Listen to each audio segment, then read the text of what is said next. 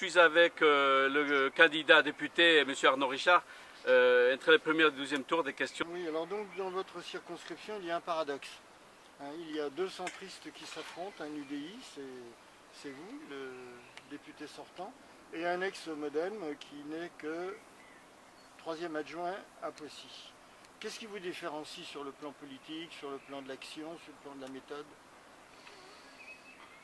Écoutez, j'ai d'abord, vous l'avez très bien dit, Madame de Vaucouleurs est élue à Poissy, donc n'est pas élue sur cette circonscription, ce qui est quand même un petit sujet pour des gens qui imaginent faire de la politique autrement et moraliser la vie politique. Ça, c'est le premier point. Le deuxième, c'est que moi, je pense qu'elle ne connaît pas la circonscription. Après, sur nos différences politiques, effectivement, il y a une nuance entre quelqu'un qui est à l'UDI, qui a eu des valeurs et des alliances qui n'ont pas bougé, et puis quelqu'un qui a été adjoint avec les socialistes et adjoint avec les républicains après. Voilà, donc oui, c'est slalom géant ou slalom spécial, vous voyez ce que je veux dire. Voilà, moi j'ai toujours conservé mes valeurs, j'ai pas bougé, je les assume. Et j'ai le sentiment d'avoir l'expérience, de connaître cette circonscription parfaitement et les enjeux, et d'être suffisamment ouvert d'esprit pour contribuer au redressement de mon pays. Deuxième question, s'il vous plaît. Alors, il y a donc, est-ce que vous avez eu des ralliements parmi les autres candidats au premier tour? Alors, des ralliements dont je puisse vous parler officiellement, non. Si c'était votre question. Après, des gens qui m'aient témoigné de gauche comme de droite, dans un panel assez large, même des gens très étonnants pour tout vous dire, avec qui je n'ai pas toujours été en très bonne relation par le passé, qui m'ont dit qu'ils trouvaient que ma candidature de deuxième tour répondait à leur aspiration de citoyens votants. Voilà, donc je ne vous en dirai pas plus. Après, moi j'ai toujours considéré que personne n'était maître de ses voix, et donc les appels à soutien ou de deuxième tour n'avaient pas grand intérêt. Je crois que chaque citoyen est un électeur qui a une capacité à réfléchir et à analyser les choses, les candidatures, les projets, les profils, les histoires de chacun, et de voter en connaissance de cause. Donc des ralliements personnels, oui, de gens qui m'ont dit qu'ils soutiendraient ma candidature, ça m'a fait très plaisir. Parce que quand ce sont des militants d'une autre formation politique, de gauche, très anciens sur le territoire, qui connaissent ce territoire, je peux vous dire que ça m'a fait chaud au cœur. Donc, monsieur le député, vous êtes en train de vouloir faire une remontada. Est-ce que c'est difficile? Écoutez, c'est toujours difficile quand on est mené à la mi-temps.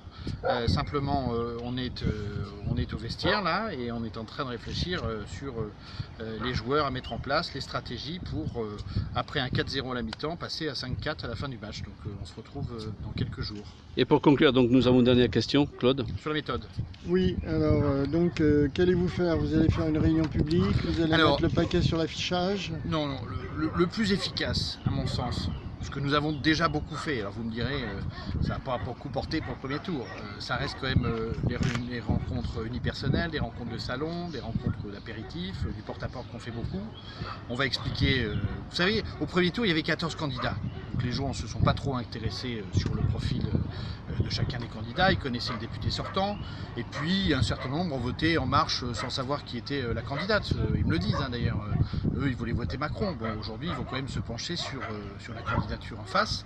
Ils ont conscience que la majorité, le président l'aura.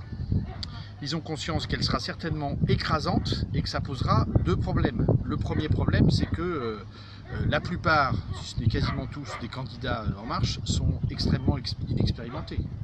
C'est vrai que c'est des visages nouveaux, ce qui est plutôt rafraîchissant et une bonne chose, mais totalement inexpérimentés. Et donc quand vous allez avoir 500 députés inexpérimentés, je ne suis pas certain que ça tourne bien longtemps. Ça c'est un premier point.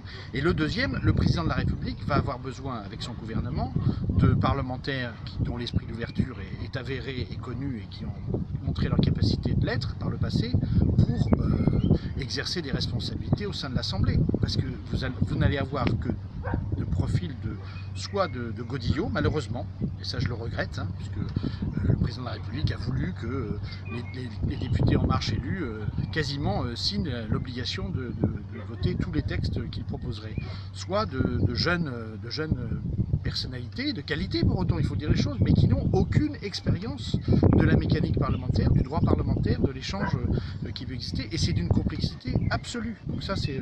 Alors ce qu'on va mettre en place, d'abord, il faut que vos auditeurs comprennent que le parti du président de la République ne fait pas beaucoup plus de voix qu'il n'avait fait au présidentiel. On voit un écart 40-20 qui a l'air une montagne. La difficulté, c'est que nos électeurs ne sont pas venus au second tour.